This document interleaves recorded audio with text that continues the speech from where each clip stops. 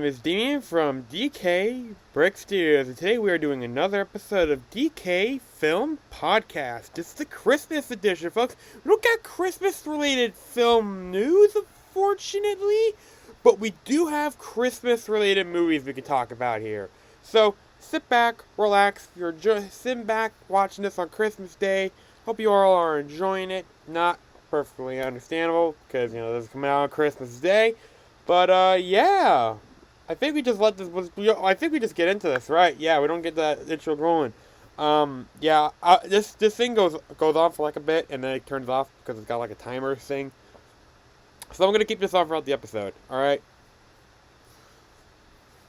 Okay, I'm going to adjust my hat a bit slightly, just because I can. Okay, yes, I bonked myself in the face with that. Sorry if this gets distracting when it's on, but, hey. But, we got some news to talk about. We got a lot of science fiction just related today to talk about. This is kind of what I want to talk about, science fiction stuff, Science fiction. I may sneeze. I don't know. If I do, we'll cross that bridge when we get there, alright?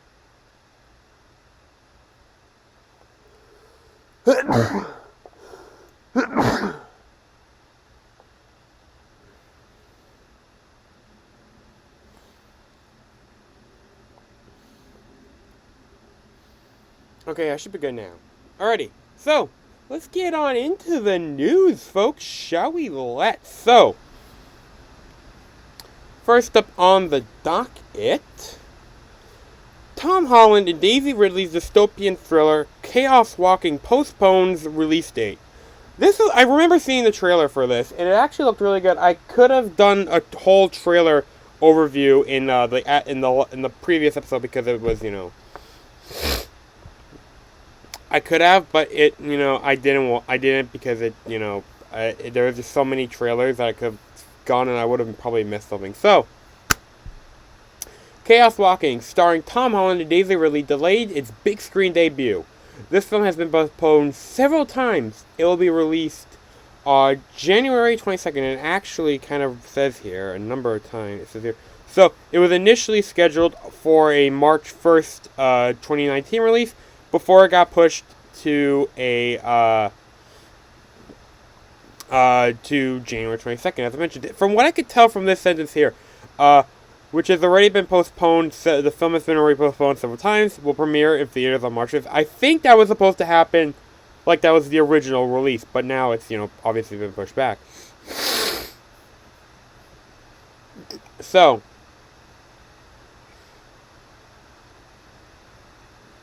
to accommodate, it's been pushed back, of course, to accommodate reshoot. So, a little bit about it, because it actually does talk a bit about about the movie, and that's actually good to see. So, Chaos Walking, set in a not-so-distant future, follows Tom Hewitt Holland as he discovers Viola, a girl, Ridley, who mysteriously crash lands on his planet. An entire area, curiously, is completely void of women, while the men are affected by the noise, a force that puts all their thoughts on display. As Tom promises to protect Viola from harm, he uncovers his inner abilities and discovers his planet's dark secrets. The cast also includes Nick Jonas, Cynthia Erivo, Mads Mikkelsen, and Demian Bichir. I think that's how it's pronounced. If it's pronounced Damien, then that's another way to pronounce my name. Interesting. Let's get back up here. There's something else we need to show from here, but not yet. This film has been in the works for nearly a decade, cycling through screenwriters like Charles Kaufman, John Lee Hancock, and Gary Spinell. The movie had a production budget of around $100 million, and was poorly received in test screenings in 2018. Now they actually have a chart here. Yeah. Okay. So they show like film distributors' next wide just domestic theatrical release. So Sony, Monster Hunter, which is already out. Universal, News of the World, which will be coming out this Friday. Warner Brothers, same with Wonder Woman 1984 this Friday. I may actually watch that this Friday. It depends if me and my family do that. But, I mean, I'll probably be building Lego sets all day, so, you know. Well, let's see. The Devil's Light, January 8th. The Wrath of Man, which is my birthday, January 15th. Paramount, The United States versus Billie Holiday, February 26th. Disney, Raya and the Last Dragon, March 5th.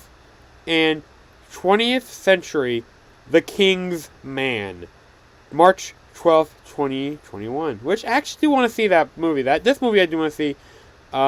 This one will be cool to look at. Of course, you know, Monster Hunter might be something I'll look at as well, you know. But, yeah, I mean, again, you know, COVID. COVID is the culprit for all these movies being pushed back. So, yeah. Now, for the next article, I have two articles. We're going to cover this one real quick because the other one's going to talk about, like, the director's reaction. So, Guardians of the Galaxy trends after U.S. Space Force members are named Guardians. Now, they wouldn't be wrong here, but they fail to mention, of course, you know, their logo is based off of Star Trek, which, you know, hey, you know, I'll salute that. Hell, if I was willing to, I would so be willing to do that. I'd so be willing to join that. Okay, yeah, they have things here. Do they actually, is it in here as well that they have it? Okay, they've got... Get out of here, EW.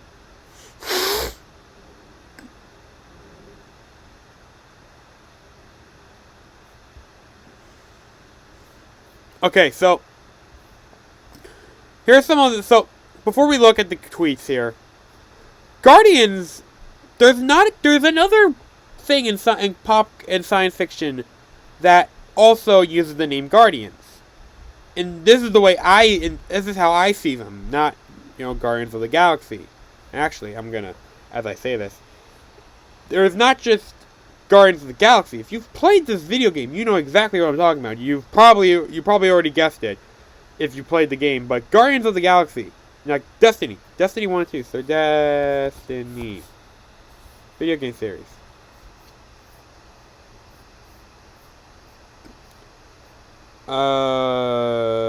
Tis the season 2 deck for all, yes. Okay, here, wiki. You know, actually, let's go to Destiny. No, wait, I wanted fandom. I wanted the fandom. Search Guardian. I said Guardian, not...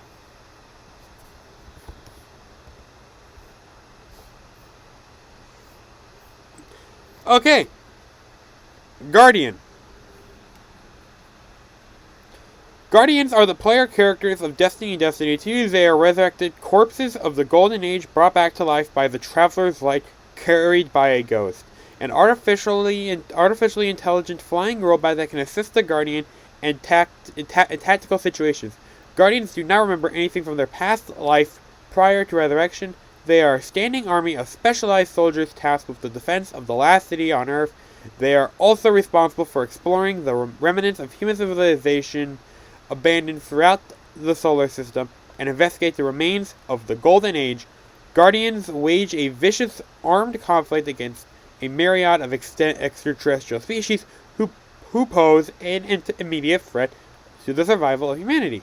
The great source of the Guardians' power lies in their ability to harness the energy of the Traveler and use it as a weapon against their opponents. So, that's basically what a Guardian is.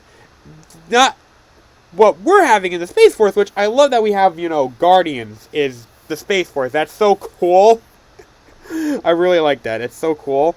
But they're wrong. It's not Guardians of the Galaxy. It's Guardians, as in Destiny.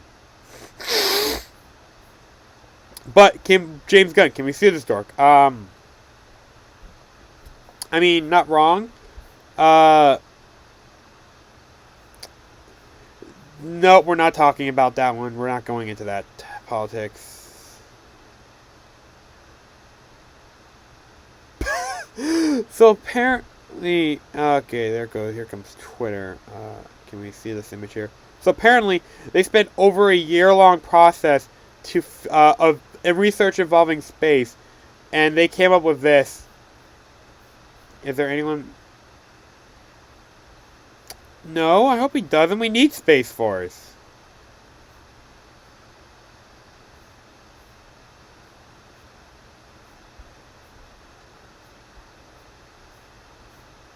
We need to protect ourselves from space, of course. Okay. Yeah, nope. Guardians from Destiny, y'all. Okay. I feel like some of these are going to be similar. This is James Guardian's instant reaction, of course. Get this video out of my face.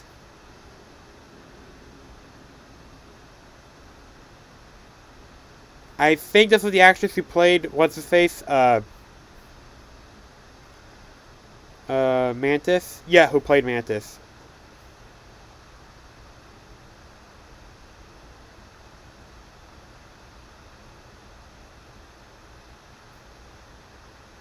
Wow. Nice. Okay, well, that's the Space Force, folks. We now have Guardians, based off of Destiny, of course, not Bioshock, not Guardians of the Galaxy. So, back to more sci-fi news. Like I said, we got a lot of science fiction stuff going on today. No, not a lot of, fandom-wise. This is the second story, and we got one more that's, movie, sci-fi news. Yeah, we only have 5 today, so yeah, how long have we been, okay, wow. This probably won't be a long episode, folks. So, Millie Bobby Brown to star in sci-fi film from Russo Brothers and Endgame writers. So, I'm actually kind of excited for this one, but let's go down into the deets, folks, the deets! Right, Millie Brown is attached to star in the sci-fi film The Electric Shade. I'm cracking open my drink real quick, folks. Sorry. Is attached to star in the film, sci-fi film The Electric State with Anthony and Joe Russo directing. This will reunite the Russos with Infinity War and Endgame screenwriters Christopher Marcus and Stephen McFeely. Okay, so we're going to read the paragraph on their synopsis of the film. So it's based on a graphic by Simon. I do not speak that language. I'm going to attempt it though. Stalinhug, who the Electric State follows a teenage girl, Brown, in an alternative future who encounters a strange but sweet robot she soon realizes was sent by her missing brother.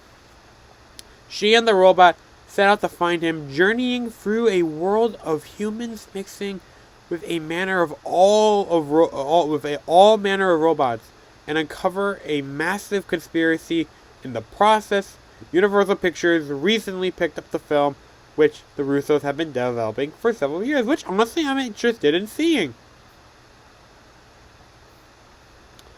So the Russos said in a statement, we're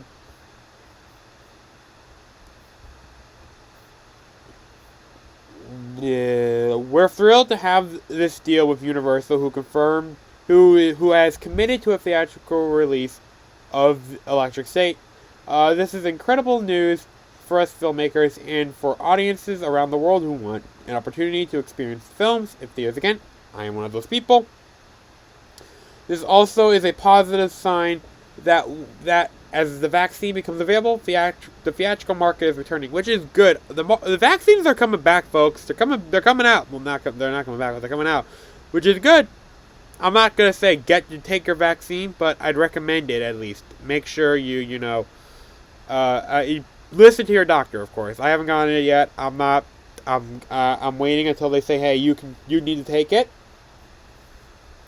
Which I will as soon as I need to. So yeah. Because I've got family members who are quite vulnerable, so yeah. Yeah, I've got a family member who's vulnerable, so who could be impacted badly by this, so I'm gonna be taking it. and just, I'll say, be careful with what the media says about it, because it can be very, trigger, scare bait happy. I'm gonna pause that because that could be distracting. Is my light still going? Yes, my lights are still going. Yay! They're going! Okay, back to the, okay. Russos are right now finishing up their next film, Cherry, starring Tom Holland, who we just talked about, and who's starring in another film, which will debut on Apple TV Plus in early 2021. Brown is currently in production on the fourth season of Stranger Things, which resumed filming in October after pausing due to COVID. Which is good to see. It's good to see that we're getting someplace with this. So, we're going to talk about something related to Star Wars. Y'all might be like, wait, what do you mean by Star Wars? Well, we talking about Mandalorian, y'all. Talk about Jon Favreau shares Boba Fett spin-off details. Now, this is a show. I know I don't talk about shows on this. I talk about movies, but there is not a lot to talk about, okay? We only have 5 articles this week, and we have, after this one, we got one we're going to quickly go through, and then we got one we're going in deep on, alright? And we're only 16 minutes into this episode. Well, right now it's going to be recording, but it's going to be longer. It'll probably be a little later than 16 minutes. When I got to edit, of course, you know. Editing is a very important thing. So I figured I'd talk about this, you know. And if you haven't seen The Mandalorian season finale, click off right now, season 2, or L. Click off right now, or skip ahead. You know, I should have said that before, but still, just could.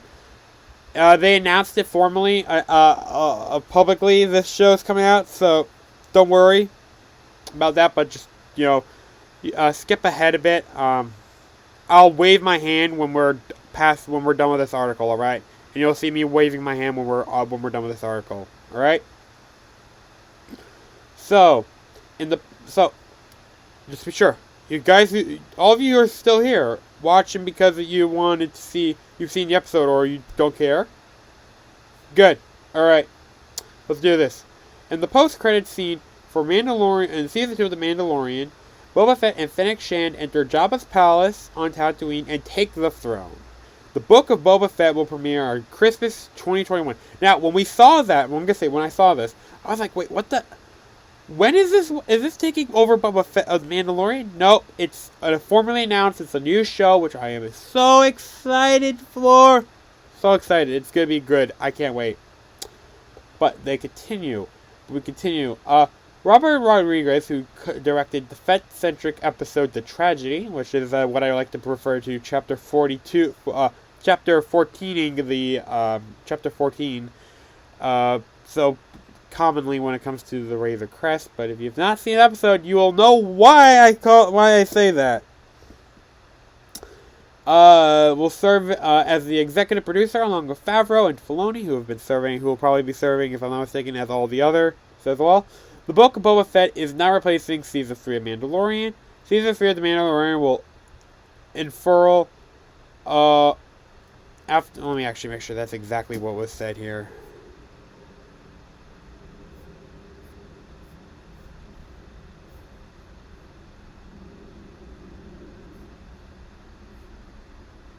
Will unfurl. Yes, unfurl. I want to be sure that was correct. Will unfurl after Fett and center on The Mandalorian. Book of Boba Fett joins 2 other spin-offs set in the world of The Mandalorian, including Rangers of the Lost Ark. That actually sounds like a cool movie. But Rangers of the New Republic is the show name, and Ahsoka. I can't wait. I can't wait to watch more stuff related to The Mandalorian. This is a good show. If you haven't seen it, go watch it, folks. I highly recommend the film. It is an A+ for me. So, let me click over here real quick. Alright. All of y'all, we're done. Come back. You're good. We're done with the article. So Patty Jenkins says she'll only direct third Wonder Woman if it opens in theaters. So Let's see. I wanted to kind of go over her quotes. I didn't really want to go for all the bluff.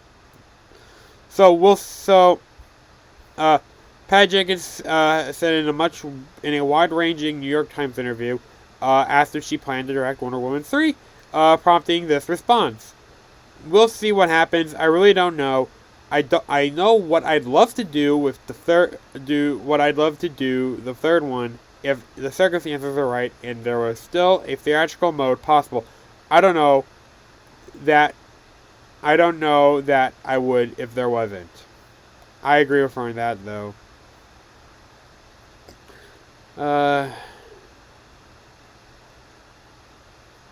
So she isn't currently locked down right now, as you can tell. Okay, Jenkins told NYT real discussion about her coming back to Woman sequel didn't even begin until it was released. As soon as Wonder Woman came out, it was successful and we started talking about it, and then the contract negotiations were very rough and took a long time. But if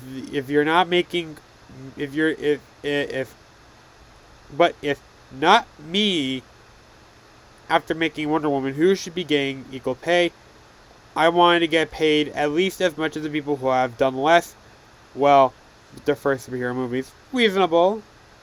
So it's going out there. Okay. I mean, it's going out to HBO Max and theatrical release this Friday, aka today, on Christmas Day, for all you guys who are, home and enjoying yourselves.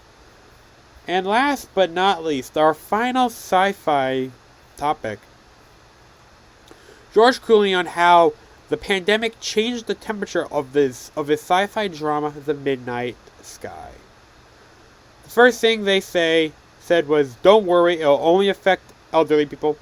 People 55 and older." I'm like, what? I'm elderly, the actor-director says. Rip. Okay, no wait, I gotta look here. There will be a point where I need to scroll down, though, of course.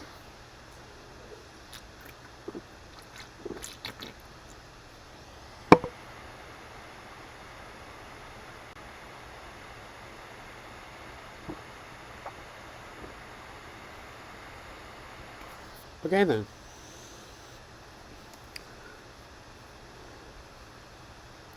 George Clooney's new movie, The Midnight Sky, is a very timely film based on the onset of due to the onset of the COVID-19 pandemic. The film is based on a novel by Lily Brooks Dalton, set 30 years in the future after an unspecified calamity has threatened to make Earth unlivable, and a team of astronauts is returning from a scouting mission at a potentially inhabitable moon of Jupiter. George Clooney said, there's so much hatred and anger right now in the world. When I was pitching Netflix on the way I wanted to tell the story, I said, it's not inconceivable that 30 years from now, playing this kind of hatred towards, we blew the whole thing up. I considered this a hopeful film, but it was important to say that the toxic anger and hatred could pour into the world, and we could really do something stupid. Agreeable. And then the pandemic happened, and the Moosies is exactly what they're called. No, in the movie, that's what I'm saying. In the movie, also became about communication and being able to touch and talk to and even see one another. The film wrapped up in February before the COVID-19 shutdown. Clooney found the biggest challenge of doing post-production remotely was the musical score. Alexandre Desplat could not go to England to record at the Abbey Radio studio. He had to record 10 musicians at a time instead of a 150-piece orchestra. Clooney said he was conducting for Paris, doing sections of music, 10 people at a time. I'm up at 5 in the morning in my screening room with Zoom on one side and a live view of the score on the other. That's crazy right there. That is legit crazy. That is insane. Alrighty, so So he goes on to mention here that how he would like to have it in the theaters. It's not going to have its usual big screen premiere, but they did went out the Village Theater in Westwood and expected to experience it as a real cinema for themselves. This guy opened up for us, and there were cobwebs all over and posters for John Krasinski's movie Quiet Place 2 everywhere because they'd done the premiere there. He said it was also just Grant and I sitting there watching the movie on the giant screen. It was fantastic, but also sort of like a Twilight Zone episode. Yeah, I can imagine that. He admits he's disappointed most audience will be able to have that experience when the film debuts on Netflix December 23rd, which is out the day I'm recording it, actually. You can kind of tell when I'm recording that, but if you want me to watch it, I will happily give it a watch. I won't mind it at all. We shot it on 65mm, and it was really designed to be shown on IMAX, he said. It's frustrating because I don't really see that happening in the normal world. There will be some drive-in theaters, maybe, but in general, I don't see much of a chance of being on a big screen. It's not safe now. Yeah, but with the vaccine coming out, hopefully we get back to some form of normalcy soon. So, now that we've gone through that, turn you off. I'm going to click this real quick, so that way I'm all ready to go here. Then, and now, it is time to do some movie talks. Alright, who's ready to talk about some movies? I got some movies. I watched some movies. Have you watched any movies recently? Comment down below. I hear commenting actually helps out really well in the comments with creating a grow in the on the channel. So comment down below if you have seen any movies, or if you've seen any of the movies we're about to talk about here. So we'll be talking about. So yeah. First film on the docket, Home Alone. Home Alone. This was a nice film. I really enjoyed it. I like how we got to see Kevin taking care of himself while his family was away. That was actually I did really enjoy that. I also like that Kevin made a difference with one of his neighbors. That was real nice to see him grow from. Well, that was nice to see, and it was really heartwarming.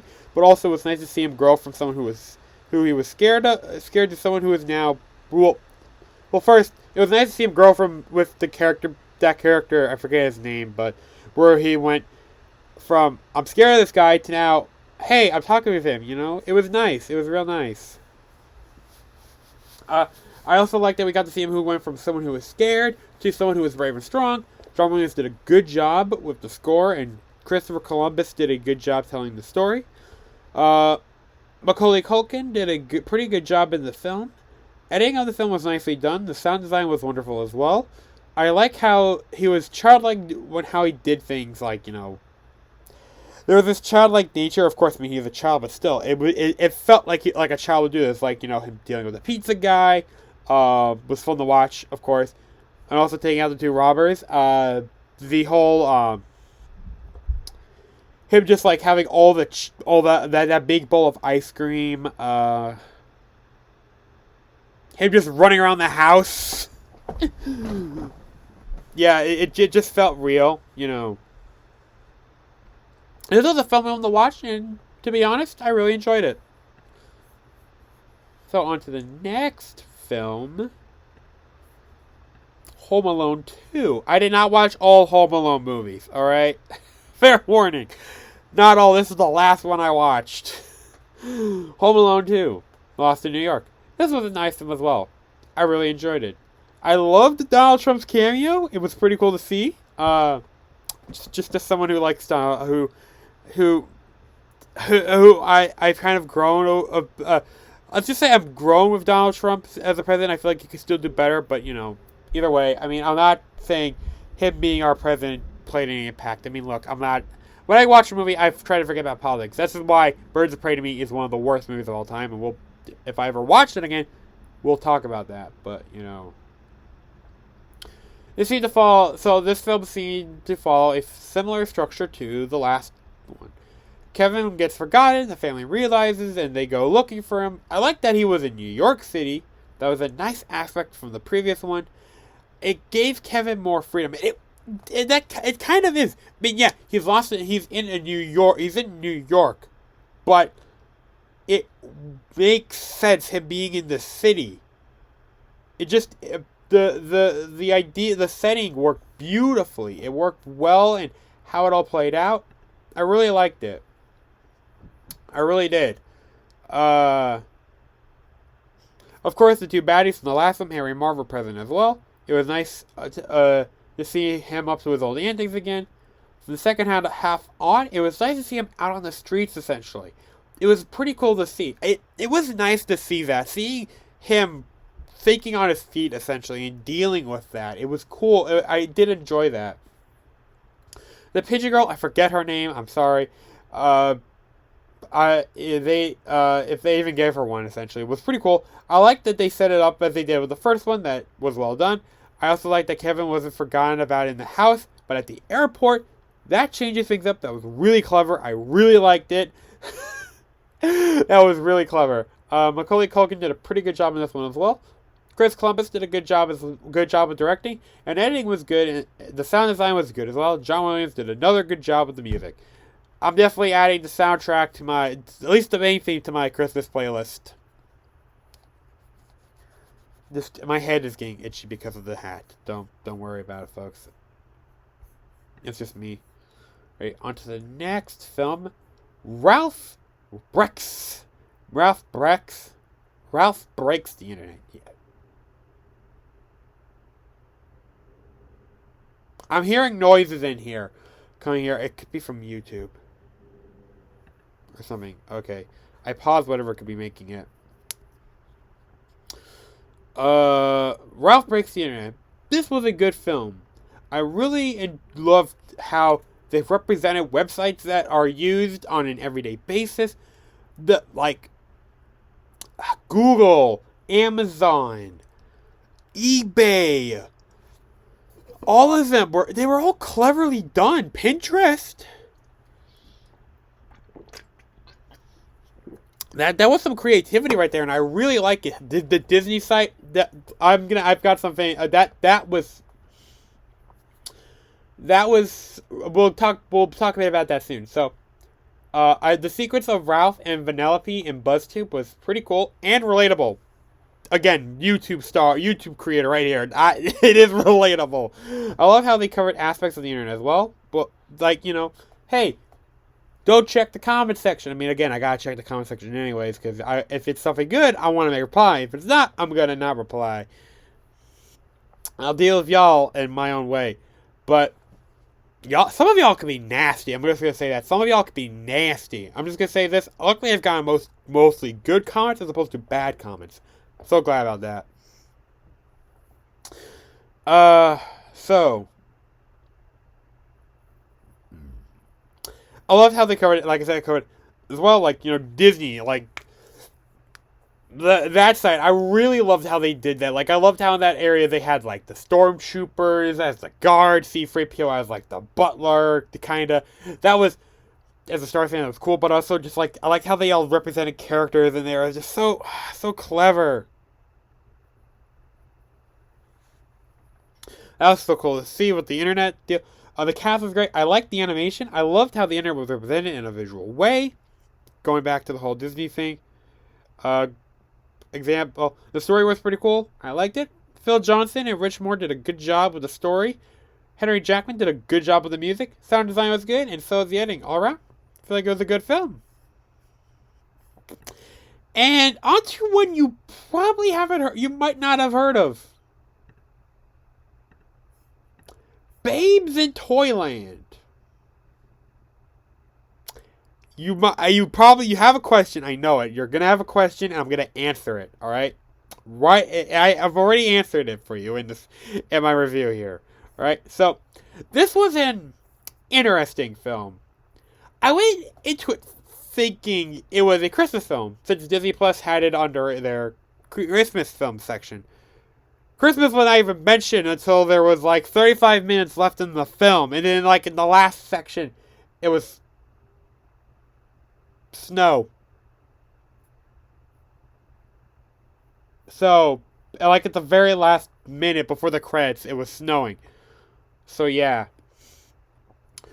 We didn't even see Toyland until we were a little over an hour in the film. And mind you, this is an hour and 46-minute film, so think about that for a second.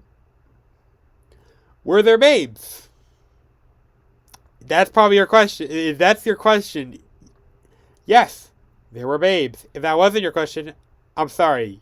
Question down below. Comment down below. Mary was a beautiful looking woman. She had class and is the kind of gal I would date. Okay. For real though, let's talk about the film.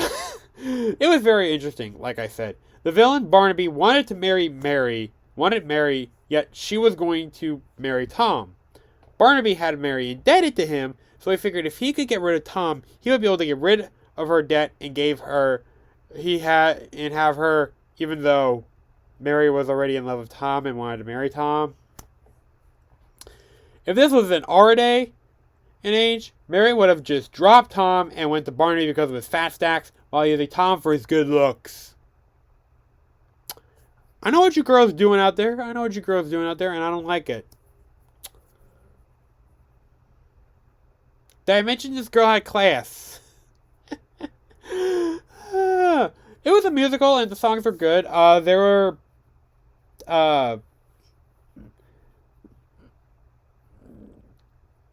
was one moment I was able to tell they were about to go into a song. So basically, like, the villain Barnaby is like going down, is like showing them money, or his two henchmen, I forget their names, but he shows them money, and then it just like how the music starts up and everything, it just like a song starts playing out, and I'm like, oh my god, yes, I could tell this is a song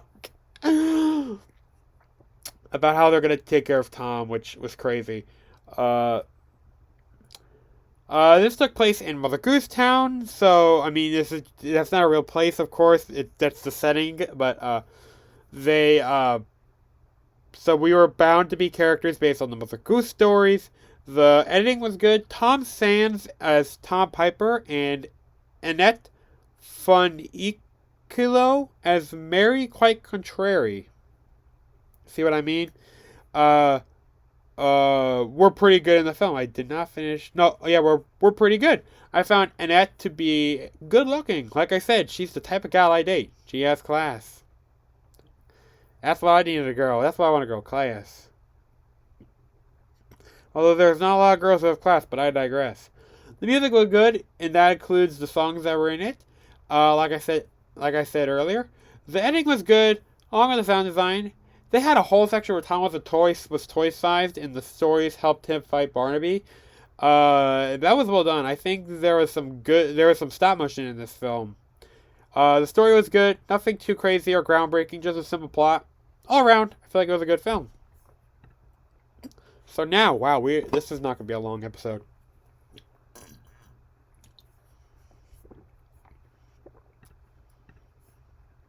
To the movie list. Alrighty, folks. Movie list time. Where would I place Home Alone?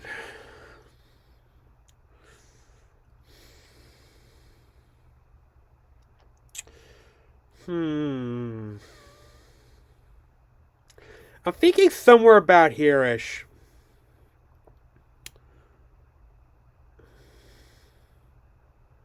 I'm gonna put...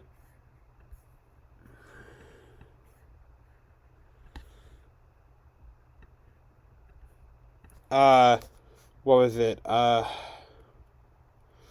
I think it's Ralph Breaks the Internet.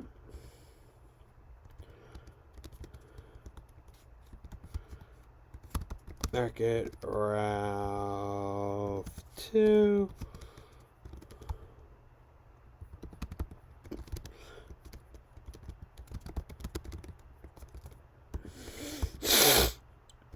Internet.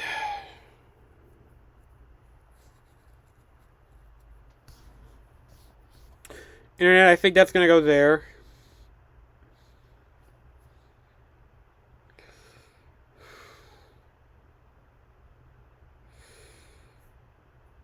Yeah, I think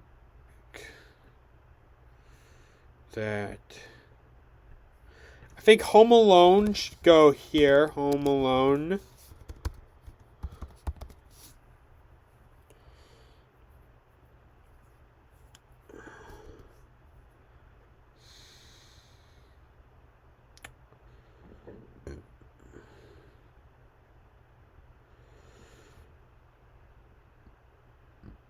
I think Babes in Toyland, funnily enough, is going to be higher than Wreck-It Ralph, and it's just going to go right here.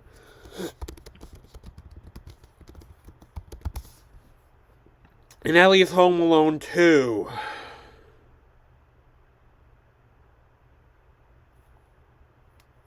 I'm going to put, yeah, I think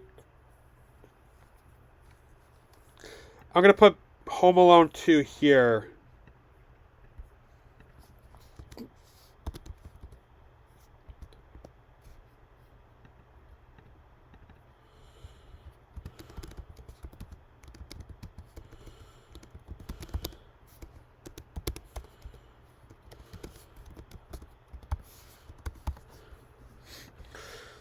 So yeah, I think that's it. So we've got, I mean, being you know, down here is you know, bad right now, but of course eventually we're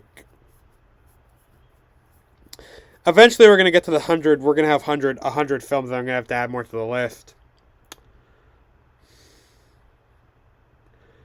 But yeah, I think that's it, folks. Hope you all enjoyed this episode. I enjoyed making it for you guys.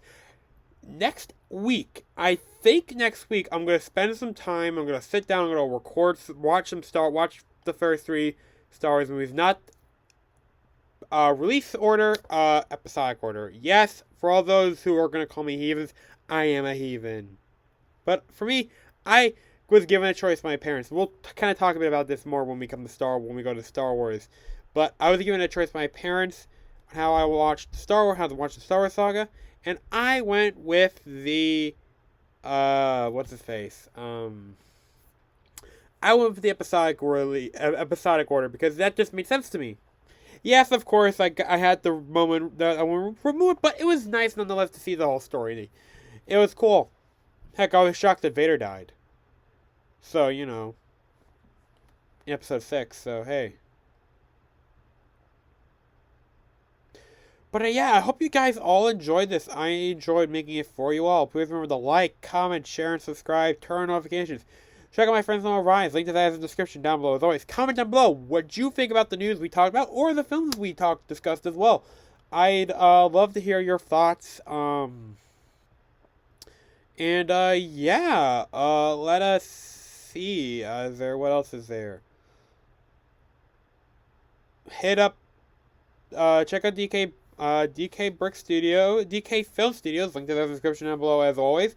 I am going to be working on getting those the next 2 projects out, the next 2 those next 2 videos out, next two videos out, and I'm going to try to do some work on some stop motion during the winter break, but we'll have to see. Also hit up my socials, link to the description down below. Hit the subscribe, turn on notifications, comment down below to help boost the video. Also, liking helps as well. I don't know if it helps as well as commenting, but commenting from what I have heard does a lot better. So, yeah. Well, without further ado, I think that's pretty much it. So, yeah, this is Damien from DKBrickStudios signing off. Remember, may the Force and the Force will always be with you always. Merry Christmas! And I'll see you all in Merry Christmas. Next one will be on New Year's. Holy crap. That'll be on the very first day. Jeez and crow. Wow. But hope you all enjoy this. I enjoy making it for you guys. Remember, the Force Wars is you always. Merry Christmas, and I'll see you all in the next weather together, chasing the dark from the night. Trust in your feelings and find a new hope. Take your best shot and let go.